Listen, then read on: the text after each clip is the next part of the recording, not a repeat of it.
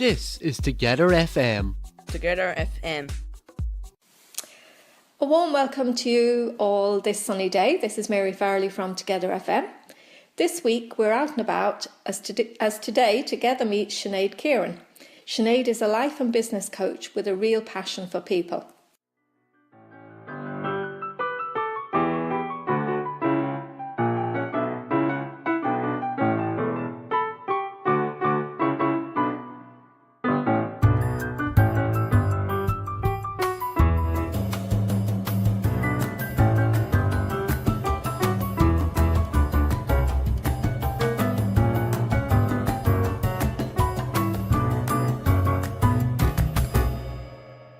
Hi Sinead, welcome to the show. Lovely to have you here. Hi Mary, thanks a million for having me. It's lovely to get an invite. Yeah, it's great. Myself and Sinead met recently at a networking event, and we've had a few good chats along the way. Yeah. And Sinead is a real eye-opener, but we're really going to have a chat about coaching and the importance of it to people and individuals. So Sinead, maybe perhaps before we get into the real coaching talk, tell us a little bit about yourself. Yeah, sure. So I'm originally from County Louth. I know I don't sound like it, but I'm originally from County Louth and currently living in Meath, which is where we actually met at a networking event. I suppose my background really has been multinationals. I've worked for multinationals for about 19 years. Very corporate business environment. Worked my way up to sort of senior management level, dealing with call centres, people management, all sorts of different things. I worked for companies such as PayPal, the BBC, Nike, Symantec. Travelled all around the world. I've worked in India, China, France, Germany, Spain, the States. The list goes on and on and on. Everywhere by the sounds of it. Everywhere.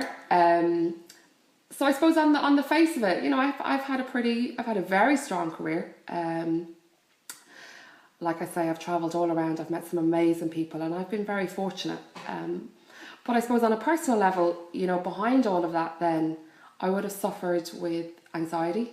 Didn't know it was anxiety at the time, but looking back to my early 20s, early 30s, I would have had challenges with confidence, anxiety, bouts of depression, challenges with bereavement and my relationship with food as well. So throughout all of this, food was kind of my comfort, and I ate my way through my 19 years of multinationals.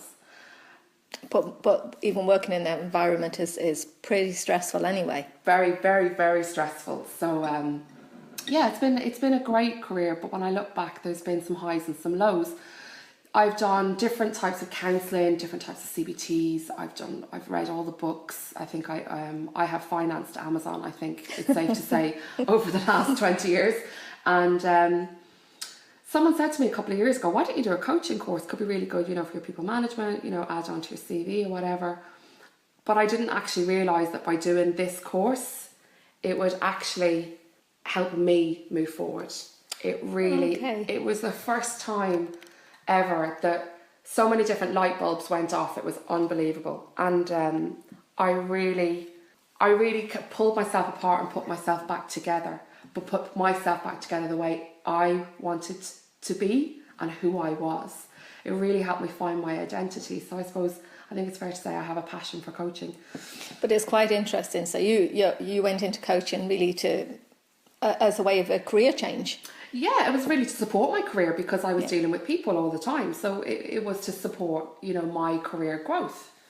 But little did I know, it would actually, you know, help me on a personal level to a degree that I don't think we have enough time to even explain today, you know.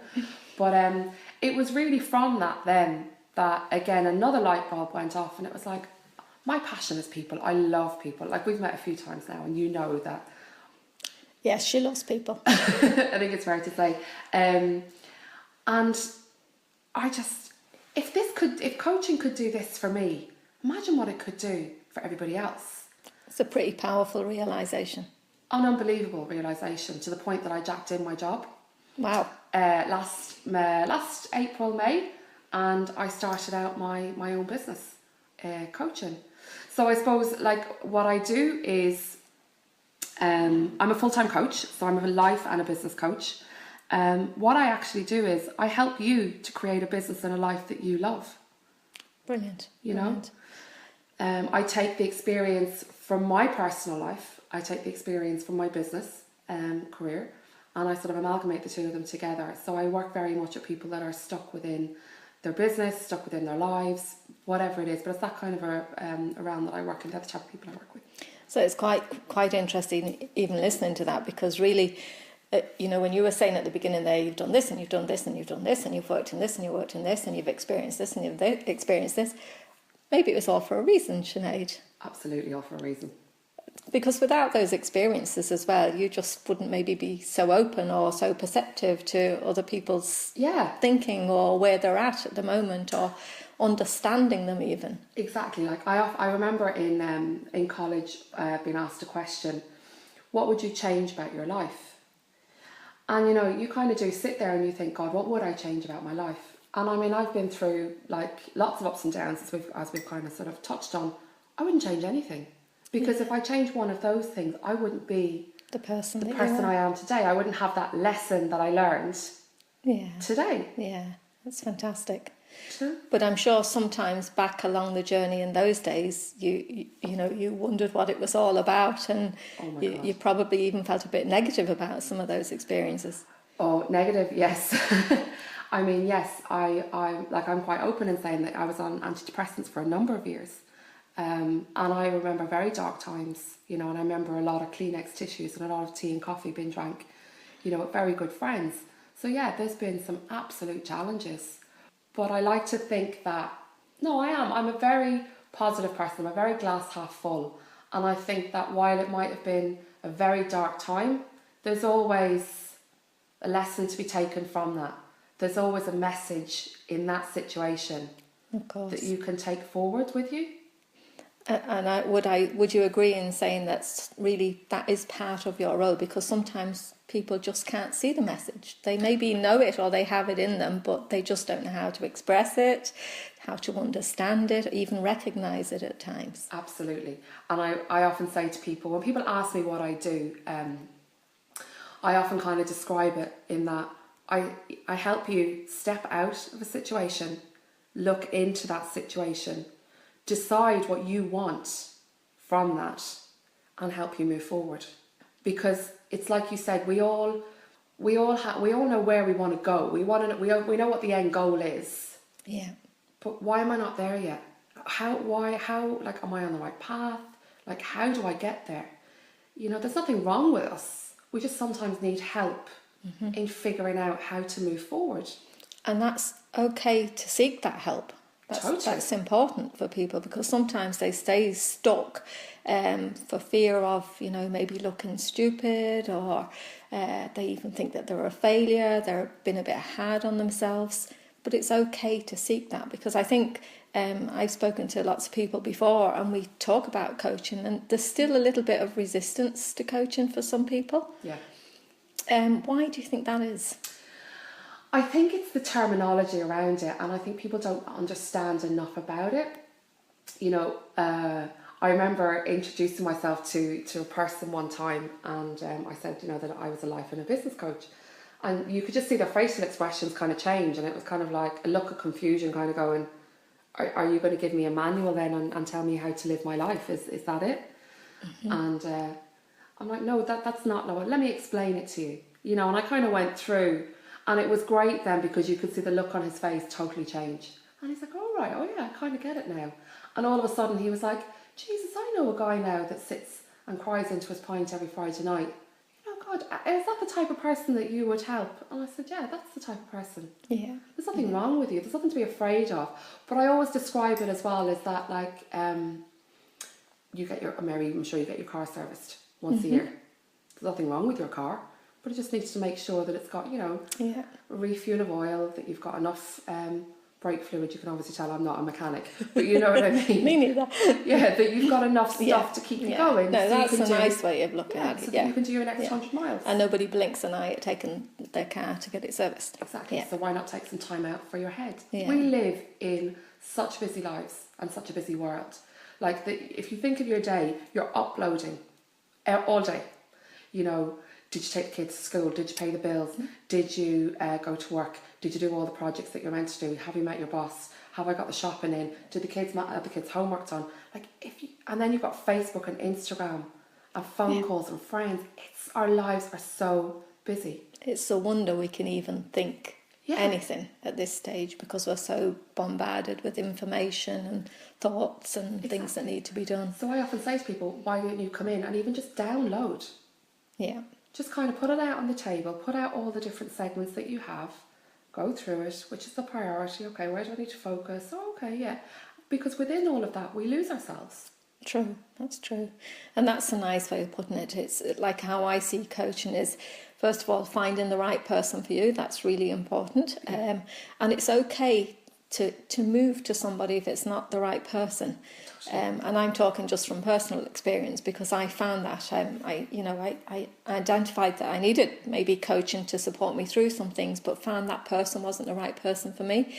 And that's okay. It's okay to move. But for me, it's that freedom, that safe space where you can just actually throw those thoughts out on the table, explore them, and you walk away, at some point feeling that, yeah, I do have the answers in me. No, I don't need to give up. I just need to maybe readjust my thoughts or my thinking a little bit. Yeah.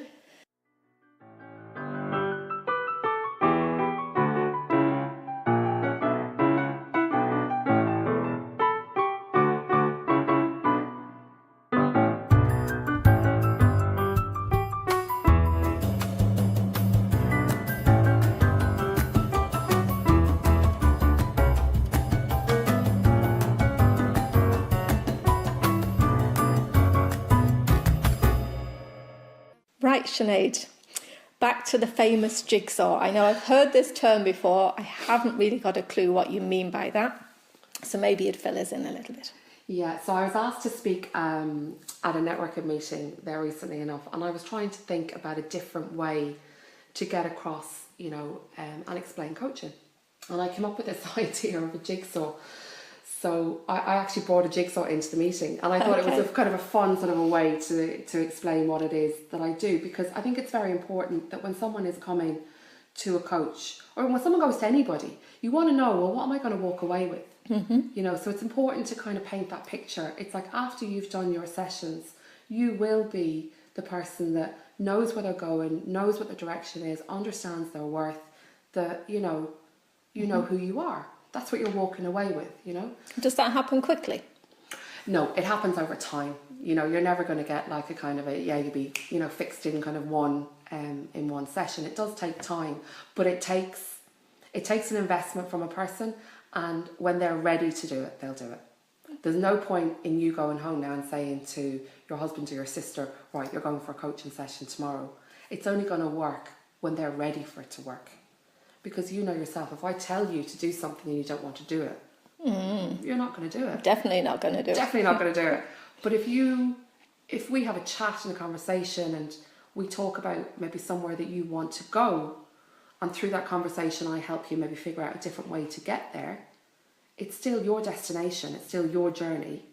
Yeah. All I've helped you do is realise where you want to go, and now you want to go there. But that's because you want it. So you're helping untangle the spaghetti. Oh, I love that, yeah. All of a sudden I want to go out and buy spaghetti now and bring Well, I'm just thinking of my brain as I'm talking to you, and that's how I identify to it. So yeah, definitely. We need more talk, Sinead. So back to the jigsaw. The jigsaw. So what I did was, I often explain it to people like a jigsaw. Like we have this picture in our heads of what life is going to be, Mm-hmm. You're 20, whatever, you're like, yeah, I'm going to buy a house, buy a car, get married, maybe have children, maybe travel, have a really good career, own my own business, and have a holiday. That would be a typical picture. Now, everyone's picture is different, but that could be a typical picture. Yeah. And then what happens when that doesn't start to come to us? What happens when, well, actually, I don't like this job. I actually have to have 3 glasses of wine on a Sunday night to actually get myself to be able to go to bed, because I hate going into work on a Monday morning. How did I get into this job that I don't like? Which is the case for a lot of people. That's exactly what they say. A lot of people. And then, people often say, well, why have I not got that house yet? Like, why am I still renting? Or, they're in a relationship and it's like, this is not the relationship I wanted. This is not where I wanted to be. This is not where I thought I would be. This is not my jigsaw. This is not my picture. And it's because the pieces aren't coming together. So I suppose, coaching is about understanding, look, what is your picture? Does your picture still include, because our picture changes over time as we grow and we get older, sadly. Coping with the Some of us. Oh, I don't know about that now, oh my God. Our picture changes, but like, what if I don't want those kids now? What if I don't want that house? I want this house. What if I don't want to travel? Actually, maybe I do want to travel. Our picture changes over time, and that's okay. But it's about helping someone understand, okay, what is my picture now? What piece of the jigsaw is not coming together? Is it actually work? Or is it actually that you're not happy in your relationship, or you're not happy with your boss, the relationship with your boss, but you're okay with your job? So maybe if we just fix that relationship, then that jigsaw piece will fit. Do you know what I mean? A lot of the times what I find when I work with someone and they come in and they say, right, I need a new job. I'm, for example, a solicitor and I need to move firms. I'm not happy where I am. Okay, no problem. And as you start to talk through it and as you kind of get through down to the details, 9 times out of 10, the answer that will come back from the person is, well, actually, I think I want a different career. Okay, so it's not the firm that you're unhappy with. It's the actual career choice that you've made. Okay. And it's amazing to see somebody when they admit something and they say it out loud and you see that realisation on their face. It's powerful. I'm sure it is, and equally for that person, it must be such a release. Such a release, to the point though that it's 50-50. Some of them can fear that release. Okay, that's interesting. Some of them can fear that release, and that to the point then that they might delay their next session. Sinead, I'm actually not ready to go there, because it's a massive realisation, Whereas other people, it's like, oh my God, they've just taken off a 16 bag or 16 pound backpack off their back. They just see the sense of freedom in them, and all of a sudden then the excitement comes in and they're like, right, what am I, and they're like, right, okay, what's my next, where am I going now? And then they start to talk about their new picture. Brilliant. Yeah. So I think it's a great way of explaining it, and the same in business as well. Same type of thing. Like, let's say, for example, your picture is, okay, I have a very successful firm and I sell pens, because I'm looking at a pen on the table. Okay, but maybe we're not selling as many pens as we want to sell.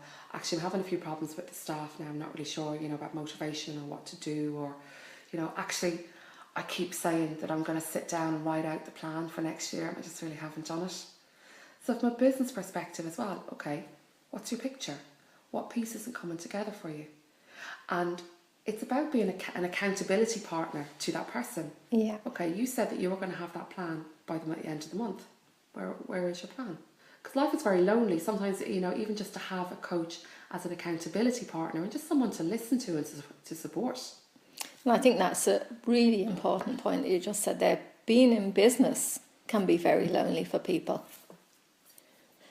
So the fact that you are sitting there and you're having a conversation with someone, and they may be thinking the problem is this, but just by talking it out, they actually realise that, the business isn't moving forward purely because I'm not following through on whatever it is, follow-up calls or going out there getting more business. And so just, you're saying in your experience then, Sinead, by people coming through and talking to you about such things, they can move past that blip, so to speak. Yeah.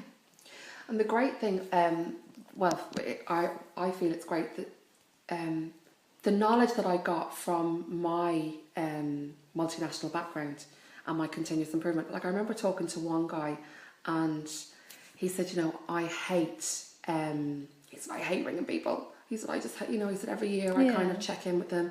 Are you ready for your new set of pens or whatever it is? And he said, I hate making those phone calls. And I said, well, why don't you just automate it? You can get an automated system, send a text message, which saves you time, and then you don't have to ring them. And again, he was just like, oh my God, that's brilliant. Yeah. It's just like talking, like he would have known that himself, but sitting down, just talking to someone, kind of putting a problem on the table and working it through. It's amazing what you can get from it. And you may know it, but until you actually see it, You just don't even realise that it's nearly like a little secret that's inside you that you just don't know about until someone helps you to see it or opens that door.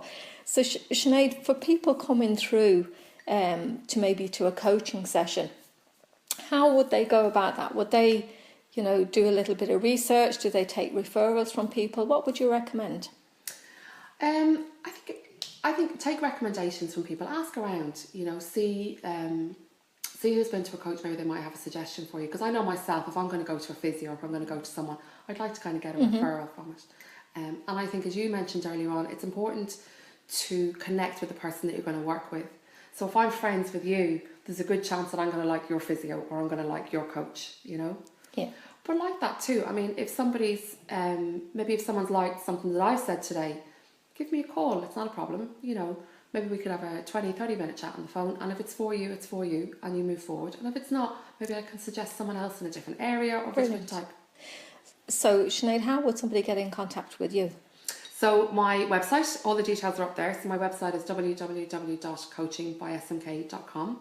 Phone number's up there, email address is on there. Drop me a line, no problems, no obligations. Just have a chat about it. Even ask, maybe you've got some questions. I'm in this type of a situation, will it work? And if it doesn't, it doesn't. And maybe you need to go and maybe see a counsellor or see somebody, and that's fine. Maybe I'll help you figure that out even. And finally, I just want to finish on something you said there. Coaching is not counselling. Can you clarify that? Absolutely. I always describe it in a way that counselling absolutely is a very powerful therapy, and highly recommend it for people. And I would not typically recommend it for someone who's in an emotional state, who is, I suppose, broken in the sense that they need to fix something within them, Typically you're looking at a past situation. I often describe coaching as, you're not broken, but you're not happy.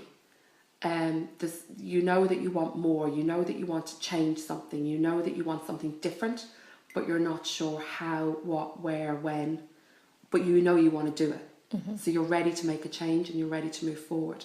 So I often describe that's a coaching. Brilliant, because I think people sometimes confuse the two, yeah. Or maybe fear one and so they won't go for the other. Exactly, yeah. No, fantastic.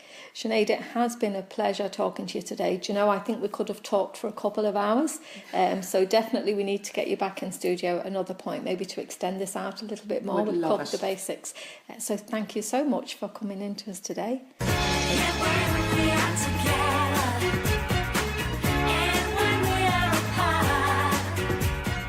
If you would like to contact Together FM, call us on 01 699 3840 or call into us on the first floor of the Ballyfermot Community Civic Centre on Ballyfermot Road.